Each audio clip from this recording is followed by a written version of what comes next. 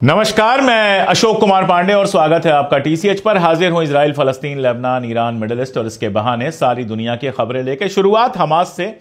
कल मैंने आपको बताया था कि हमास ने रिजेक्ट कर दिया था, बिल्कुल सीधे सीधे मना कर दिया था कि हम ऐसा कोई भी प्लान एक्सेप्ट नहीं करेंगे, ऐसा कोई भी सीज फायर एक्सेप्ट नहीं करेंगे जिसमें हमको हथियार रखना पड़े, जिसमें हमको पूरी तरह से हथियार छोड़ने पड़े। एक और खबर आपको देता हूं जिस खबर पर कहीं बात नहीं है। इंटरनेशनल अखबारों में आप ज्यादातर यह खबर पाएंगे नहीं, इंडिया के अखबारों की तो बात ही छोड़ दें।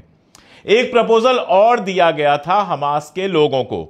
तकरीबन 300 हमास मेंबर्स से कहा गया था, जो सीनियर हमास के मेंबर हैं, जो लीडर्स हैं, उनसे कहा गया था कि $20 बिलियन, यानी 20 बिलियन, मिलियन नहीं, बिलियन डॉलर जो हैं वो आपको दिए जा रहे हैं। शर्त बस इतनी है कि आप गजा छोड़ के चले जाइए, आपके ऊपर कोई मुकदमा नहीं चलेगा, आपको कोई सजा नहीं मिलेगी, जिस अरब मुल्क में आप रहना चाहेंगे वहां पर आपके रहने की व्यवस्था हो जाएगी और अपनी जिंदगी पूरी अय्याशी के साथ, मस्ती के साथ गुजारिए। बस फलस्तीन की आजादी की बात भूल जाइए, हमास को छोड़ दीजिए, हमास नहीं बल्कि गजा को भी छोड़ दीजिए और चले जाइए फलस्तीन के बाहर।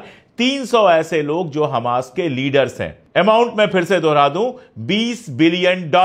अगर $20 बिलियन पता नहीं एक एक आदमी को मिलना था या पूरे 300 लोगों को मिलना था, हम मान लेते हैं पूरे 300 लोगों को $20 बिलियन देने की बात की गई, तो भी एक आदमी के पास इतना ज्यादा पैसा आ जाएगा कि बिना कुछ किए सारी जिंदगी अय्याशी कर सकते हैं। अगर हमास के लीडर्स चाहते तो वहां पर लगातार खतरों का शिकार होने की जगह आराम से फलस्तीन छोड़कर चले जाते, लेकिन हमास ने सीधे सीधे मना कर दिया। उन्होंने कहा कि हमें यह ऑफर मंजूर नहीं है कि आप $20 मिलियन दें, वो पैसा लेकर हम फलस्तीन की आजादी की बात छोड़कर हमेशा हमेशा के लिए फलस्तीन के बाहर चले जाएं।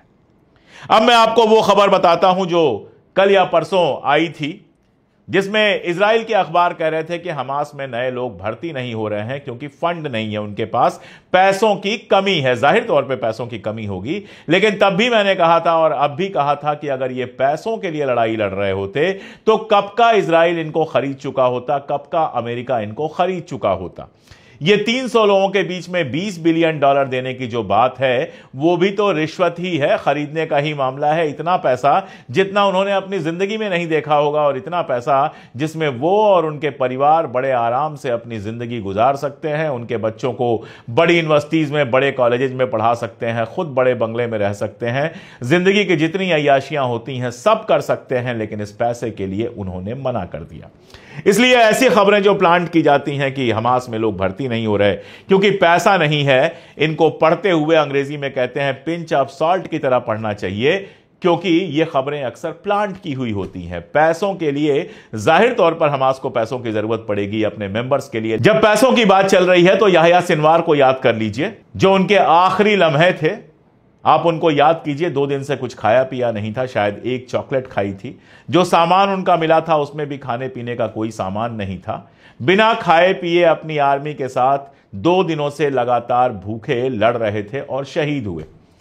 पैसों के लिए लड़ने वाले और होते हैं वो जुलानी टाइप के लोग होते हैं जो कभी अमेरिका के मुखालिफ थे, अब अमेरिका के गुलाम हो गए और आराम से गद्दी के ऊपर बैठे हुए हैं, उनको खरीदा जा सकता है। मुझे नहीं लगता कि $20 बिलियन का ऑफर जो लोग मना कर रहे हैं उनको आप खरीद सकते हैं, और यही वजह है कि उन्होंने कहा है हम अपना हथियार नहीं छोड़ेंगे। हथियार छोड़ने का भी मतलब यही है कि पूरी तरह से खुद को इजराइल को समर्पित कर देना, और उसके बाद इजराइल अगर कुछ करे तो उसको रोकने की कोई ताकत नहीं होना। और मैं आपको बता दूं ये बात मैं क्यों कह रहा हूं। 2014 की यह खबर आपको मैं दिखाता हूं। 2014 में यह खबर आई थी और इजराइल के अखबार में खबर आई थी कि इजरायली पहाड़ी पर आराम से बैठे हैं, वहां पिकनिक मना रहे हैं, बियर पी रहे हैं, खाना खा रहे हैं। क्या देखने के लिए? कोई स्पोर्ट्स देखने के लिए नहीं बैठे थे। गजा के ऊपर जो बमबारी हो रही थी उसको देखने के लिए बैठे थे और तालियां बजा रहे थे। इस बार भी ये बैठते और तालियां बजाते, लेकिन यमन जैसे देशों ने इनके लिए लगातार मुश्किल पैदा की है। कल रात को अमेरिका ने एक बार फिर 7 या 8 हमले किए हैं यमन के ऊपर लगातार, और उसके तुरंत बाद यमन ने तेल अवीव के ऊपर हमला किया, जिसके चलते पूरे तेल अवीव में सायरन बज रहा था। इजराइल हमेशा की तरह यही कह रहा है कि इनका कोई असर नहीं हुआ। मुझे नहीं पता असर हुआ कि नहीं हुआ, हो सकता है ये इंटरसेप्ट कर लिए गए हों, लेकिन इन सायरनों के बाद खुशी मनाने का माहौल तो नहीं रह जाता है जब आप जाकर सेफ हाउसेज में छिप जाते हैं और पूरी पूरी रात सेफ हाउसेज में पड़े रहते हैं। हर 2 घंटे, 4 घंटे, 6 घंटे पर आपको अपने घर से, दफ्तर से, काम से भाग के सेफ हाउस में जाना पड़ता है, वरना 2014 की तरह आप बैठकर आराम से तालियां बजा रहे होते, बियर पी रहे होते, इंजॉय कर रहे होते। एक और खबर हिजबुल्लाह से आई है, लेबनान से आई है। लेबनान से हिजबुल्लाह के जो चीफ हैं नईम कासिम, उनका बयान आया है और उन्होंने कहा है कि हम किसी भी हालत में हथियार छोड़ने वाले नहीं हैं। बयान तो यह है कि कोई भी हमें हथियार छोड़ने पर मजबूर नहीं कर सकता। यह इंपॉर्टेंट बयान इसलिए है कि लेबनान के जो नए राष्ट्रपति और प्रधानमंत्री बने हैं वो भी लगातार इस बात पर जोर दे रहे हैं कि हिजबुल्लाह के हथियार छुड़ा लिए जाएं, हिजबुल्लाह के हथियार ले लिए जाएं और केवल वहां पर लेबनीज आर्मी रहे जिसकी तनख्वाह अमेरिका से आती है। तो आप समझ सकते हैं वो किसके लिए काम करेगी। बहुत सारे लोगों का मानना है कि जिस तरह से हसन नसरुल्लाह को बिल्कुल सटीक उनकी जानकारी इजराइल के पास थी कि जमीन के कितने नीचे हैं, क्या लोकेशन है, किस वक्त वहां पे रहेंगे, ये जानकारी लेबनान के लोगों के अलावा, लेबनान की जो कुर्सियों पर बैठे हैं या लेबनान के जो इंपॉर्टेंट लोग हैं या लेबनीज आर्मी में है, उनके अलावा ये जानकारी कोई इजराइल को दे ही नहीं सकता था।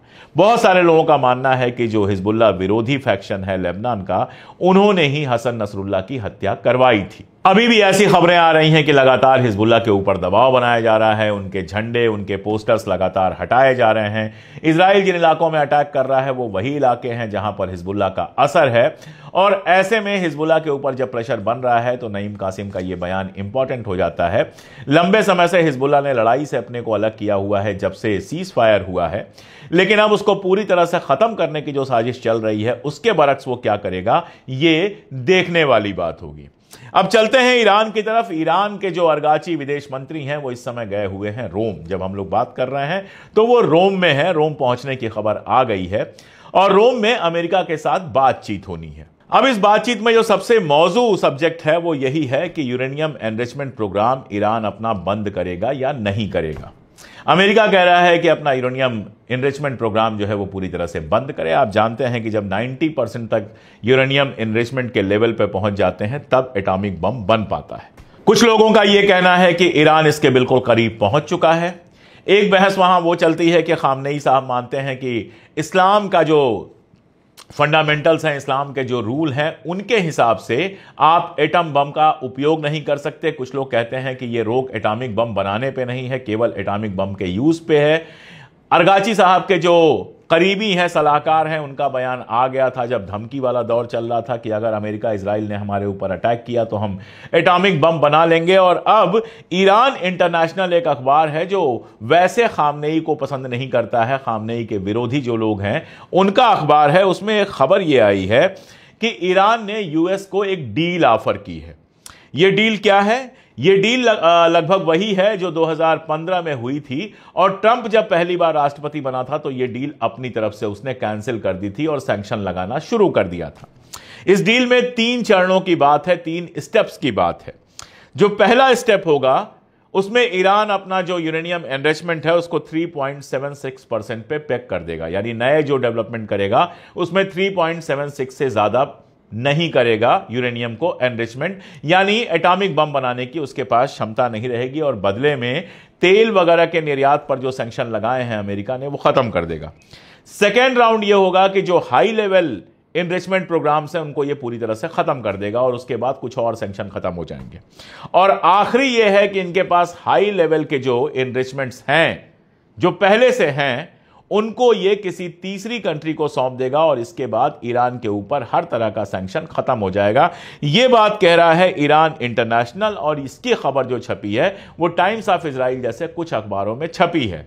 अब ईरान इंटरनेशनल का कहना है कि अंदर के 2 सोर्सेज के सहारे हम ये रिपोर्ट लिख रहे हैं, ये कितना सही है कितना गलत है अभी इसके बारे में कुछ कह पाना मुश्किल होगा। लेकिन एक सवाल उठता है कि जो तीसरे देश को अपना एटॉमिक जो सारा कुछ इन्होंने तैयार किया होगा जिसमें 3.76% से ऊपर एनरिचमेंट होगा वो ट्रांसफर करने की जो बात चल रही है, क्या वो तीसरा मुल्क सऊदी अरबिया है?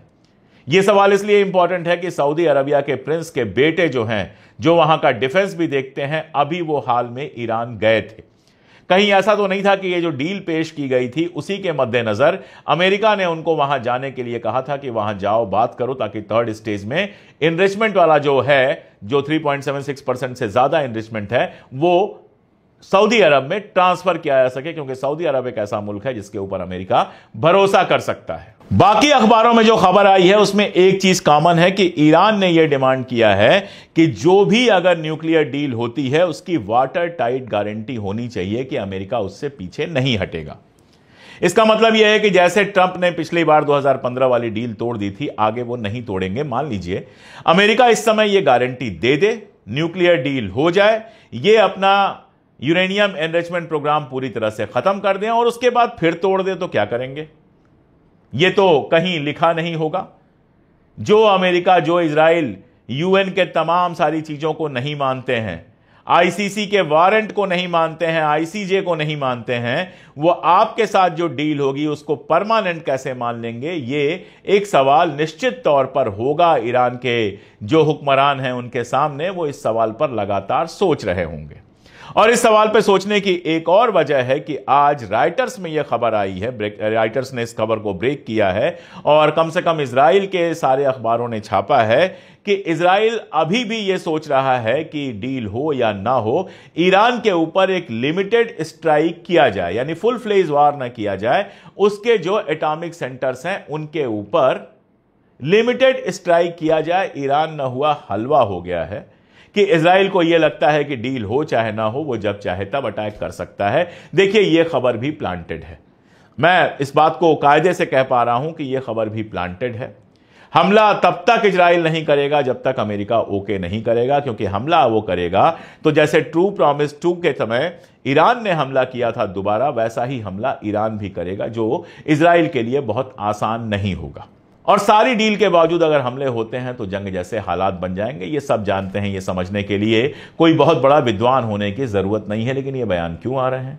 ये बयान इसलिए आ रहे हैं कि देश के अंदर जब आप जानवर पैदा कर देते हैं, युद्धोन्माद जिसको हिंदी में कहते हैं, यानी जंग के लिए पागल लोगों को आप पैदा कर देते हैं, तो वो आपसे सवाल पूछते हैं कि तुम ईरान के ऊपर अटैक क्यों नहीं कर रहे हो? तो आप इस तरह की खबरों से उनको थोड़ा खुश करते रहते हैं कि डील हो रही है, कोई बात नहीं है, लेकिन हम उसके बावजूद अटैक करेंगे। इस तरह की जिंगोइज्म अपने देश के अंदर लगातार फैलाने के लिए इस तरह की खबरें प्लांट करवाई जाती हैं, लीक करवाई जाती हैं। और नेतन्याहू के ऊपर तो सीधा सीधा आरोप है कि उसने जानबूझकर ऐसी खबरें लीक करवाई जिससे सीज फायर की जो बातचीत है वो पूरी तरह से खतरे में पड़ जाए। उधर एक मजेदार खबर जर्मनी से आई है। जर्मनी से टर्की को, तुर्की ये कहते हैं अब, टर्की को, अर्दोगान को हथियार जाने थे और जर्मनी ने वो हथियार भेजने से मना कर दिया है, उस पर रोक लगा दी है, क्योंकि अर्दोगान ने विपक्ष के नेता को गिरफ्तार कर लिया है। दरअसल छोटी छोटी खबरें आ रही हैं, लेकिन उन खबरों से बहुत साफ समझ में आ रहा है कि अर्दोगान को घेरने की तैयारी शुरू हो गई है।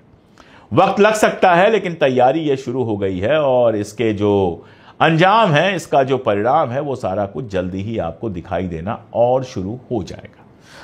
दूसरी खबर हार्वर्ड से आई है। हार्वर्ड यूनिवर्सिटी और ब्राउन यूनिवर्सिटी वो यूनिवर्सिटी हैं जहां पर एंटी सेमाइटिज्म का आरोप लगाकर लगातार ट्रंप वहां का फंड काटने और उनको सारा कुछ करने के लिए कह रहा है। हार्वर्ड ने साफ साफ कह दिया कि आप हमारा फंड काट लीजिए, लेकिन हम अपना तरीका नहीं बदलेंगे। वहां ग्रेजुएशन सेरेमनी में बच्चे फलस्तीन के झंडे लेकर आराम से नजर आए। ये सारा कुछ चल रहा है। अब हार्वर्ड और ब्राउन के ही यहूदी छात्रों ने कहा है, यहूदी स्टूडेंट्स ने कहा है कि एंटी सेमाइटिज्म को केवल विपनाइज किया जा रहा है, उसका यूज करके फंड काटा जा रहा है। इस चीज का विरोध होना चाहिए। यानी जिन यहूदियों को बचाने की बात कर रहे हैं ट्रंप और जिनकी वजह से पैसे काटने की बात कर रहे हैं, वो अब सामने आके कह रहे हैं कि आप सिर्फ बेवकूफ बना रहे हैं, आप यूनिवर्सिटी और कॉलेजेस को सिर्फ बंद करना चाहते हैं। देखिए, जो भी तानाशाह होता है वो यूनिवर्सिटीज के बहुत खिलाफ होता है। जेडी वांस कहता है कि प्रोफेसर हमारे दुश्मन हैं, जो अमेरिका का उपराष्ट्रपति है। हिटलर के जमाने में आप देखिए तो वो कहता है कि दिमागी तौर पे बहुत नॉलेज देने से कुछ नहीं होगा, लोगों को बहुत ताकतवर बनाना पड़ेगा। और हमारे देश में आप देखेंगे तो जेएनयू के खिलाफ लगातार जहर भरने, फिल्में बनाने, तमाशा करने का अभियान चल रहा है। तो ट्रंप भी बेसिकली सारा पैसा अपने लोगों के पॉकेट में डालना चाहता है, यूनिवर्सिटी, पढ़ाई, इन सब चीजों से पैसा हटाना चाहता है। इसीलिए एंटी सेमाइटिज्म का बहाना बनाकर वो लगातार यूनिवर्सिटियों को बंद करने और उनको अपने कब्जे में करने की कोशिश कर रहा है। अब अंत में आपको एक खूबसूरत तस्वीर दिखाता हूं, वीडियो दिखाता हूं। यह वीडियो उन लोगों के लिए है जिनको लगता है कि गजा का मामला सिर्फ मुसलमानों का मामला है। यह गुड फ्राइडे का यानी जुमे के रोज का यह वीडियो है। गुड फ्राइडे आप जानते हैं कि ईसाई लोगों के अंदर कितना महत्वपूर्ण त्यौहार होता है। फलस्तीन के ईसाई जो हैं इस गुड फ्राइडे को मना रहे हैं और आप देखिए वहां पर फलस्तीन का झंडा लगा हुआ है। अगर यह सिर्फ मुसलमानों का मामला होता तो फलस्तीन का झंडा लगाकर फलस्तीन के ईसाई गुड फ्राइडे नहीं मना रहे होते।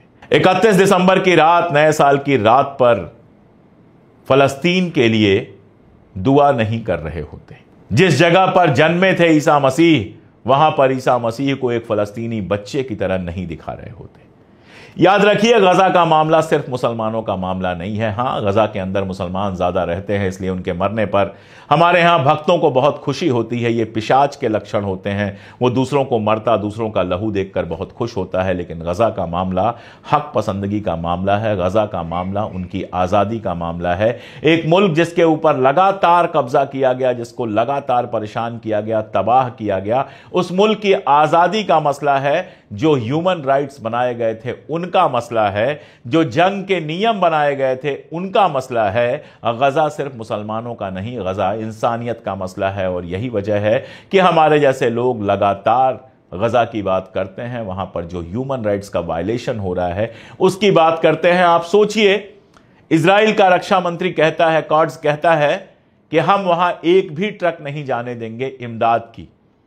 बम गिराया जाता है जिसमें एक 24 साल का फोटो जर्नलिस्ट अपने पूरे परिवार के साथ मारा जाता है और उसके बाद बेहद बेशर्मी से आईडीएफ कहती है हमने तो हमास को निशाना बनाया था।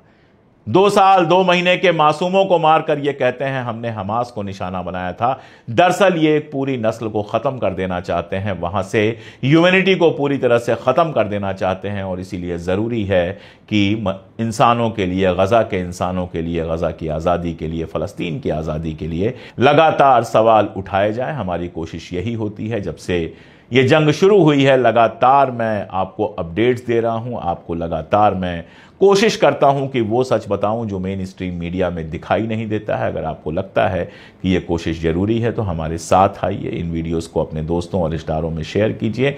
आप चाहें तो हमारी मदद भी कर सकते हैं। 3 रुपए रोज से कम पे हमारी मेंबरशिप ले सकते हैं, सीधी मदद कर सकते हैं। और ये सब ना कर पाएं और चैनल को अब तक सब्सक्राइब ना किया हो तो चैनल को सब्सक्राइब तो जरूर कर लें। आज के लिए इतना ही, बहुत शुक्रिया।